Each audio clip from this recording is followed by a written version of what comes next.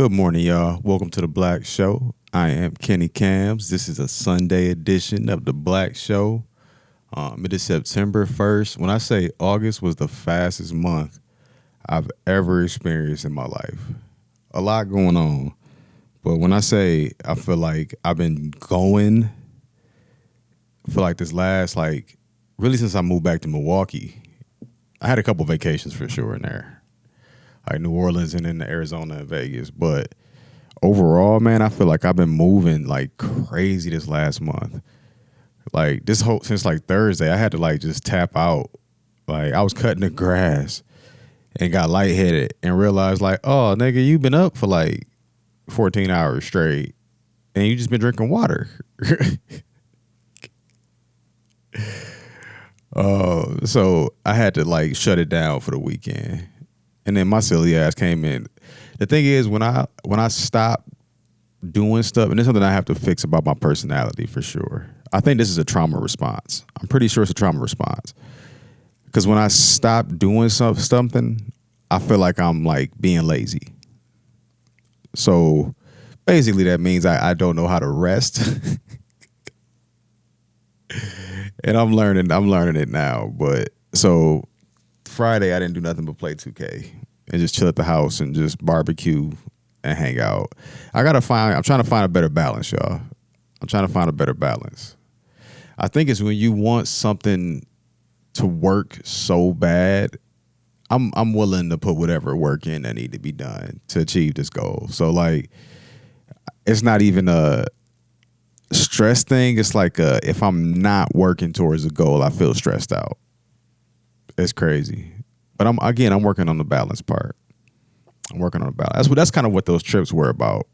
Or like me going to Vegas and me going to New Orleans was like, I spent most of my life just working. Like I've been working since I was 14. And then my mom made me quit when I was 14 because of football. She's like, you cannot do both. But even senior year when I was doing track, football, really just track and football, I quit basketball by then. But I was I was working at Cops that whole time. So basically I was working like 6 to 11. And then 11, you go home, finish up whatever homework, get my school clothes ready, go to school, go to practice, go to work. Like that's been my whole life. It's been like regimented and like structured. College was so different. That's why I got so fat in college. If people see me now, they like, dog, how can he look the same as he did in high school? It's because like when I was in college, man, all I did was drink, party, try to talk to girls that basically fit. I was in a relationship for like 2.5 years of college. So that besides that point, because that point I was doing pretty well in general. Like shout out.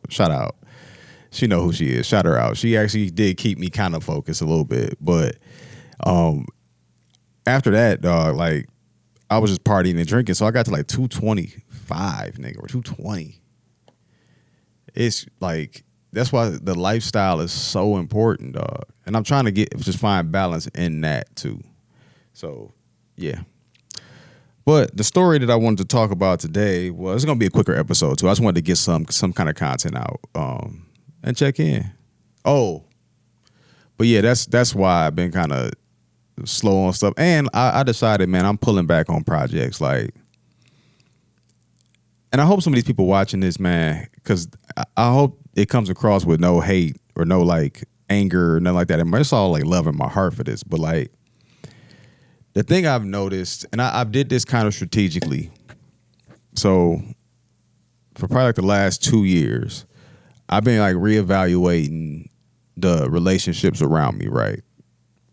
And how much I give or how much incentive that person has to be my friend, and then vice versa. And then how much that person uses their resources to, and not saying like money, but like maybe connections or anything to like assist in the friendship. So if anybody knows me, like if I have a resource, that's why the studio is called The Connect. Because if I have a resource, it's nothing drug related at all. If I have anything like connection, anything, I connect people right away. Like if you need something fixed on your house, I'm like, oh yeah, Kelly could do that real quick. I got you. And now he's certified. So it's a little bit different.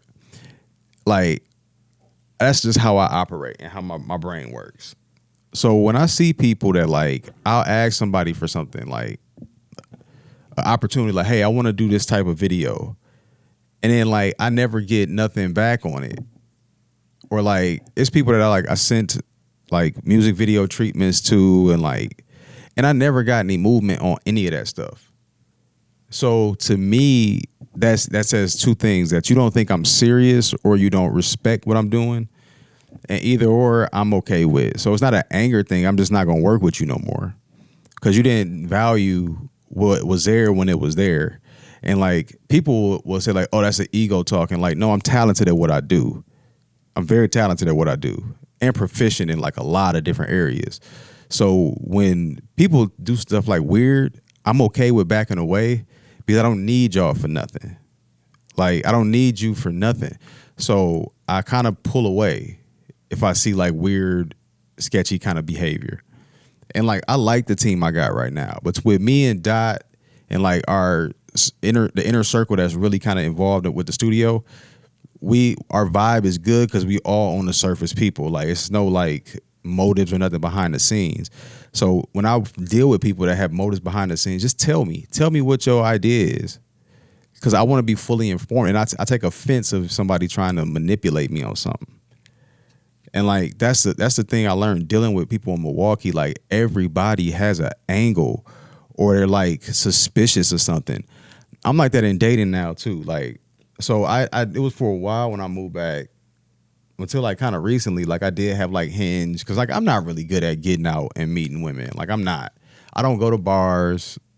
Like I'm working. I'm in the studio most of the time. So like. But I cut all them off. I was like, I'm kind of done looking for the dating side. Like, I'm over it. And the reason why is what I realized is like, and I do everything kind of like in experimental-ish. That's kind of how my brain works, the scientific side. And I realized that like, I'll say a good over, and this is probably over like 4 months, probably 10 to 15 women that I've like talked to. And not like went on dates or nothing, but like actually had conversations with. So that could be a text conversation, real life conversation.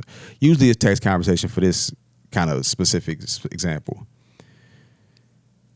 Every woman that I've talked to, and it's been like white women, black women, Asian women, not really, Hispanic women, like they all assume that you're lying to them. And like when a woman approaches me like that, of like, oh, he's just bullshitting me or he's trying to impress me, like it's a automatic turn off. Cause I'm like, first thing that you're doing, you're comparing me to dudes that you talk to. That's just disrespectful. That would be like me as a guy walking up to you like and talking to you like, oh, well, you're not as thick as my ex, or like you're not as thick as so and so. Like it's weird. It's weird when you.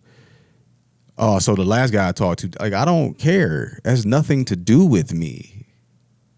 And I know that's like people say women that deal with that, that do that are like they're not healed yet. Then leave me alone. Like that's the part where I have a zero tolerance for that. My homegirl V was like, "You harsh." I'm not harsh. It's just people have been way too fucking lax with this shit, and people been getting hurt because everybody been lax and not hold. I have a standard of a woman that I talk to. Like 100%. And so I was like, I'm just done. I'm over it, bro. Because every single, like 90% of the women that I have had interactions with on like in like a dating kind of aspect have literally all just doubted everything that I'm like, yeah, I own my own business. Yeah, I'm recording studio. Yeah, I have, and like I don't know if it's an intimidation thing because it's really nothing that I want or need, or it could be that dudes are really out here just asking females for stuff and like lying to females, and like that's such a cowardly way to live for me. Did I get that motherfucker?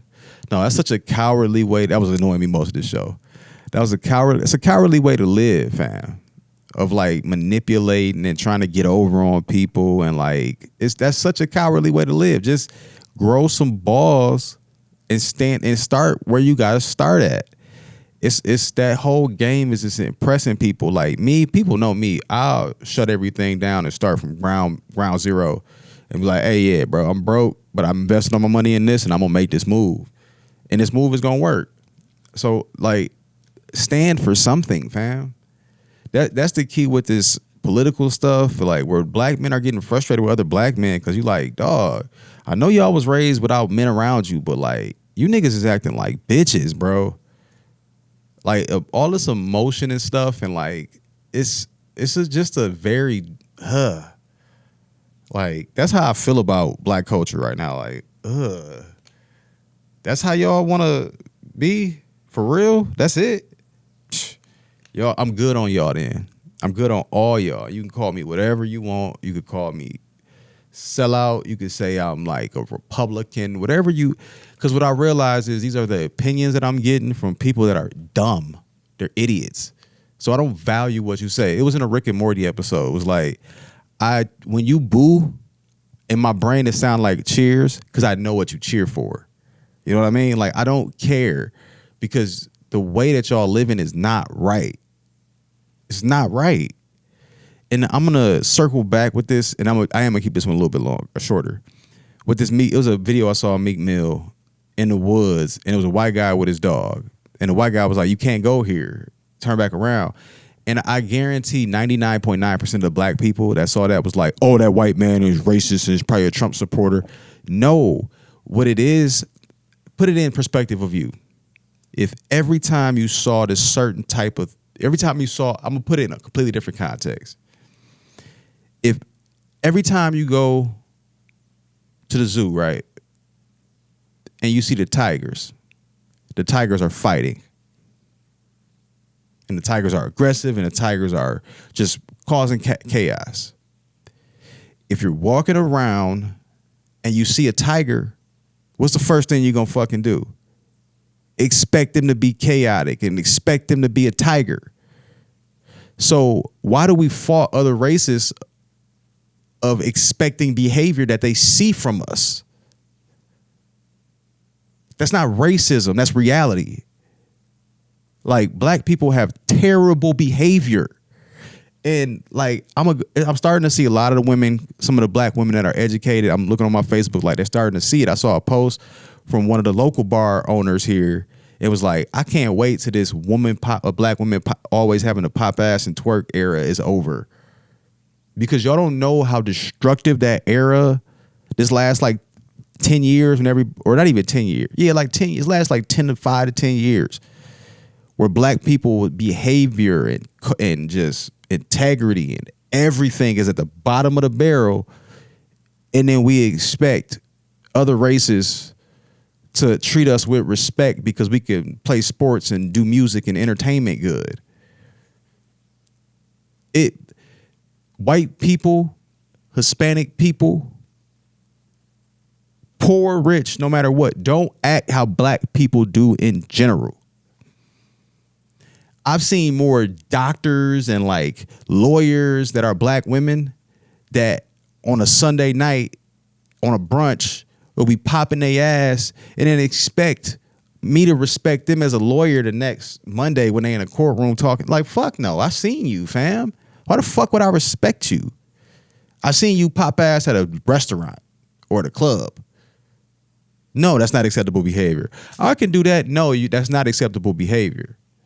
That's not. It's been normalized. It's not normal. That's bad behavior. And a lot of these women ain't never had a dad to go, stop that shit when they was kids. And a lot of these niggas ain't had a dad to go, man, if you don't quit crying, quit acting like your mama, they wouldn't be how they are now. So that's why I say like black culture is cooked. I did this black show initially to try to like, let's see if I could fix black culture. Now it's just like, I'm just watching the fucking ship burn down and just reporting from the side of what's happening because it's not a fixable thing because we have idols in the black community. And those idols don't even have to be celebrities. Those idols have to be ideas of like, this is what it is to be black. So everybody's striving towards that. No, not accepting that. And can't nobody judge my black card because I still live in the hood. I grew up in the hood. My whole family's from the hood. So it's not I'm not disconnected. I've been with millionaires And I've also talked to the local crackhead yesterday and chopped it up with him yesterday of him saying, man, your dad was a good, him remember me as a little boy cutting the grass. So that's why I'm saying, like, it's no disconnect for me here. I'm seeing shit clearly. Black culture is in a terrible state. And it's because y'all behavior and excusing bad behavior and not being told what you're doing is wrong. So this is where we at. And I'm just going to watch it and enjoy the show. It's Kenny Cams, y'all. I'm out. Peace.